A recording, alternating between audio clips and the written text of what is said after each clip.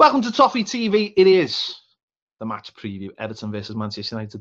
Goodison Park, New Year's Day. 3 points, Baz. Easy. Easy. Listen, it's a game we can win. It's also a game we can lose. And it's a game we can draw. So let's look at that marvellous prediction there. No, listen, it's a game we need a result in. Bournemouth game has dictated that. Had we won there, you'd be looking and going, okay, worst case scenario, a draw. But this is a side that are second in the Premier League, but have got problems themselves. You know, obviously, lost Romelu Lukaku for this one. No Zlatan. Ashley Young may be missing as well. Looks like he is suspended. Yeah, so 3-match ban. 3-match ban. So there you go. So this is a team. You know, Josie's been moaning anyway about Manchester United at the minute. You know, not having a big enough squad and everything else. And Man City have got expensive fullbacks apparently. So you know, they could be coming to us a lot stronger than they are at the minute, but still going to be very, very tough because they've got Rashford and Martial who are obviously flyers, and we cope great with pace. Because we've got loads of it. Yeah, exactly. Yeah, I mean, as you said, Lukaku not there, and Zlatan, who hasn't really got back to it anyway. I mean, they've had a bit of a tough Christmas themselves. Obviously, late equaliser for Leicester, and then a late equaliser for themselves against Burnley, and then they drew against Southampton. So only actually a point more than we got over the Christmas period. So it hasn't been a very good Christmas for them. But it's at home. You know, it's a night game, and we should be looking to try and we say that, I don't know what the tactics will be, because I don't know whether it'll be a case of he'll look to try and play a more expansive game. I don't know why I would imagine he would even think about that. But I don't know. For me, I mean, what do you think? Do you think he'll approach it like he did the Chelsea game, or do you think he will give our players a little bit more license? I don't know, because I don't think these are in as good a form as what Chelsea were in, and I don't know whether. I think we'll be cautious, because I think, listen, his nature is caution, isn't it?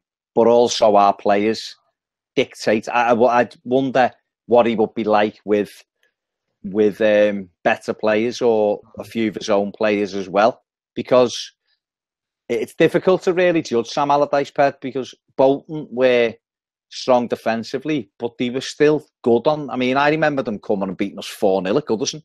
So, you know, they were quite expansive as well, but they were hard to beat. They were almost like the perfect mix of what your team needs to be, which is strong defensively, but attacking. You know, and we've had that with Joe Royle when he was in his pomp at Everton. We were strong defensively, but we knew how to fly at teams as well.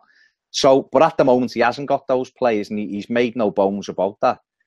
But then again, this is a home game against a team that hasn't got their full complement of attacking players. So I should imagine the first half an hour will be quite defensive. But then again, Manchester United are quite defensive at times, aren't they, under Josie? So it could be a case of who's the less defensive of the two. I suppose it'll depend on his personnel as well, because he's bemoaned the fact of players not being in good condition, and players coming back from injury, and players being injured. So I suppose, I imagine Holgate and Ashley Williams will start the game, which is one thing. And then obviously it'll be a case. Rooney, I imagine, will come back into the side as well. And do you think maybe he might start with Nias instead of Dominic Calvert-Lewin and try and be a little bit more? Maybe that's how he'll change it up front a little bit, by having someone who. I mean, Dom's done quite well. I've got no problem with Dom. I think he's, for what he is, has done brilliantly well. I just think maybe we might need to change it up a little bit, and by having Nias, he just causes trouble, because he does. You don't know what you're going to get from him. So how would anyone else know? He's got that attitude. He tried Sandro half time against Chelsea, never quite worked. Whereas Nias, I think it's worth giving him a go just to see just to see what happens almost, because I tell you what, Sam doesn't mind just throwing a player in to see what happens. He's quite happy to do that with other players, so why not Niasse? Yeah, I think he'd give United something different to think about. I think they'd cope a little bit better with Calvert-Lewin because you kind of know what you're going to get. But then again, you could throw Niasse could do an hour, and then Dom could just come on and do half an hour when they're tiring a little bit, and then maybe he's got a good half an hour to really run at them and use his pace against them and his strength in the air. But we have to change something up. You know, I think I'd be amazed if that midfield three starts tomorrow. Yeah. I would be. No. So I'd expect Tom Davies to come back into it, and then if Garner's missing, I'd expect obviously Wayne Rooney to be in there. So Niasse is one. I mean, I'd start Balassi as well. Yeah. Because I think you're probably going to get better out of him from the off than you are with the last. Because I just don't think, for me, Aaron Lennon hasn't warranted keeping his place at the moment. And I think Aaron might benefit from the last half an hour against someone as well, or the last 25 minutes. So I think he could mix it up a little bit that way. He could make 7 changes, but I don't think he would. But 3 or 4 would make sense just to give us that energy. Let's run all over these. Let's get in their faces and see what they've got. You know, they might be too good for us. The second, you know, they might be too good for us. But then again, you know, they barely were 2-0 up against them at Old Trafford. You know, Southampton, who can't keep a clean sheet against anyone, even against us, when we were at our worst, hold them to a 0-0. You know, Leicester put 2 past them. So, you know, there's goals in this. You know, I mean, by all accounts, De Gea is their best. This isn't really a surprise, but because he's a fantastic goalkeeper, but he's keeping them in games at the minute. So why not put them under pressure, you know, under the lights at Goodison, have a right good go at them and see what we get? Yeah, definitely. I think, why not? Just change it up a little bit and just be a little bit more positive and just be a little bit more proactive, because Niasse isn't a gamble, is he? Niasse no, because he's scored goals. You don't have to carry the kid. No, he goes on and he works his bollocks off. No, he scored goals, and I think what our biggest thing is we've got to do in this game is get the midfield closer to whoever's playing up front.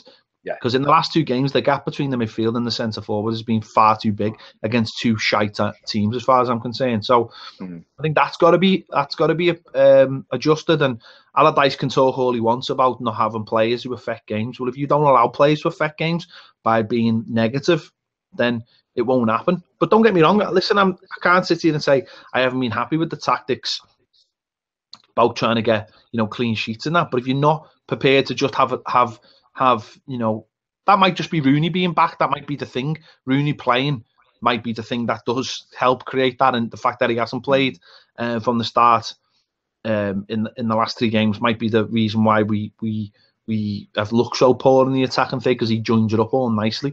He works really well with Sigurdsson and whoever's playing up front. So maybe him being back might help solve that problem. But I think that's what's got to happen. The team's got to be allowed to just be a little bit more forward thinking. Because it's great. It's great getting points and stuff. But at some point you've got to say, well, you know what? We can have a go at these today and be confident we're going to keep a clean sheet. Because if you go through the season just saying, well, we're fine at the back as long as we don't attack, it's not going to get you. You know, it's not going to win you any friends within your own fan base. Never mind anything else. And don't get me wrong, I'm still want to be very cautious till we get to 40 points. But you've got to get to 40 points, and that's by winning games of football. So you've got to be a little bit more proactive when you're playing games of football.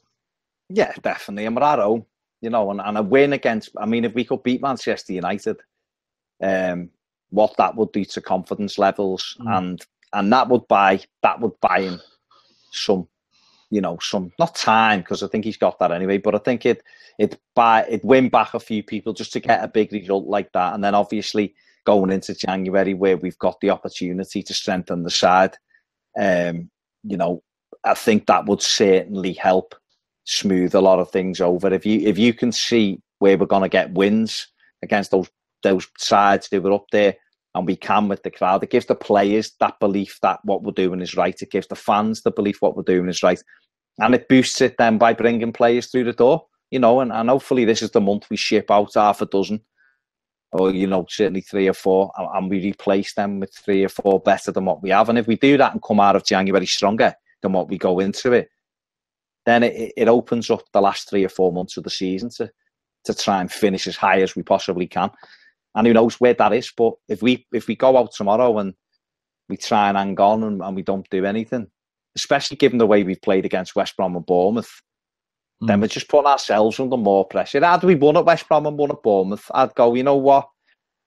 Play like you did against Chelsea and hope for that break and nick the win, and then we'll go from there. But we haven't. So we put pressure on ourselves, and tomorrow's the day that we have to lift that pressure back off ourselves and give something back to the fans. Especially with three, the first of 3 tough fixtures, 2 of them being away as well. If we go into all 3 of them sort of with the same mindset, I can understand going to Anfield. We've done it last month or this month. Sorry, you understand maybe Spurs, but if we're doing all 3 after we've played in the last 2. 3, sorry, the last 3, fans are just going to go, is this it? Is this what we've got to look forward to?